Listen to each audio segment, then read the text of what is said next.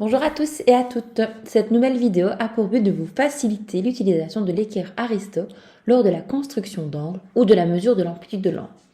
Mais avant de se lancer dans cette manipulation, discutons sur ce qu'est un angle. Construisons les demi-droites d'origine S passant par le point A et celle par le point B. Cette construction partage ma feuille de papier en deux espaces, l'espace marqué en jaune ainsi que l'espace marqué en bleu. Ces deux espaces forment ce qu'on appelle un angle.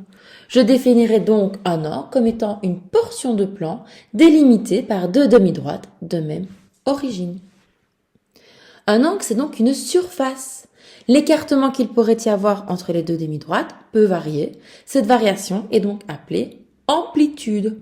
On dira donc que la mesure d'un angle s'appelle l'amplitude de l'angle et s'exprime en degrés. Comme nous venons de le voir, l'angle va varier en fonction de l'écartement entre les deux demi-droites de même origine. Suivant cet écartement, je peux classer un angle comme étant soit saillant, avec une amplitude de l'angle inférieure à 180 degrés, soit je suis face à un angle plat, dont l'amplitude de l'angle vaut les 180 degrés, soit je suis face à un angle rentrant, dont l'amplitude de l'angle est supérieure à 180 degrés. Je peux, si je le souhaite, être plus précise concernant la catégorie des angles saillants. Si l'amplitude de mon angle vaut 0 degré, je suis un angle nul. Je peux également avoir une amplitude comprise entre 0 et 90 degrés, je suis donc un angle aigu. Par contre, si l'amplitude de mon angle vaut exactement 90 degrés, je suis un angle droit. Et si l'amplitude de mon angle varie entre 90 et 180 degrés, on dit de moi que je suis un angle obtus. Rentrons dans le vif du sujet. Comment mesurer l'amplitude d'un angle?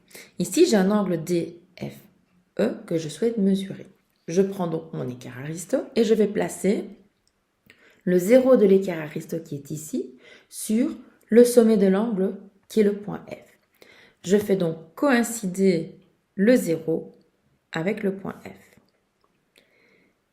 Je dois faire également coïncider le côté de l'angle ici avec le côté de mon équerre Aristo, le bord de mon équerre Aristo. Donc, je vais placer mon équerre Aristo comme ceci.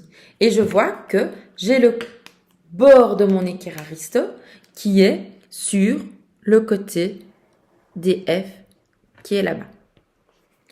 Le côté DF étant ici, de ce côté-là, je vais commencer par la plus petite graduation. La plus petite graduation est en jaune et donc je vais mesurer l'amplitude de l'angle jusqu'à obtenir le deuxième côté de l'angle. Ici, nous sommes donc à du 110, 115.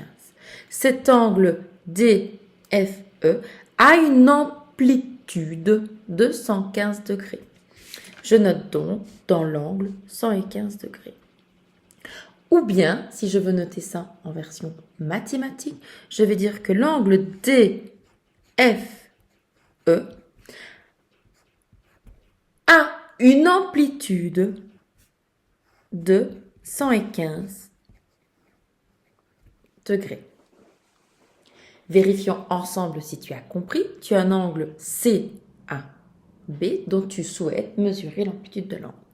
Tu vas donc placer le 0 de ton équerre Aristo sur le sommet de ton angle, ici, qui est le point A. Voici.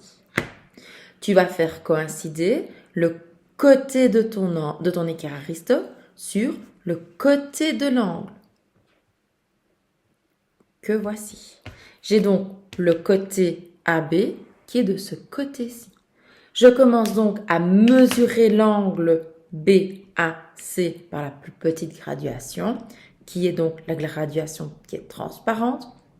Je vais donc jusqu'à le deuxième côté, ici. Je suis donc à 69 degrés. 60, 65, 69. L'angle CAB a une amplitude de 69 degrés. Soit je le note dans l'angle comme ceci, soit j'écris que l'angle BAC a une amplitude de 69 degrés. travaillons dès à présent sur la construction d'un angle dont on te donne l'amplitude. Ici, si j'analyse un peu mon écriture, je vois que je suis face à un angle ABS qui aurait une amplitude de 72 degrés. Il faut pouvoir identifier le sommet. Le sommet, c'est la lettre B, puisqu'elle est placée au milieu de mon écriture. Ce qui veut donc dire que je vais construire une demi-droite d'origine B passant par le point A.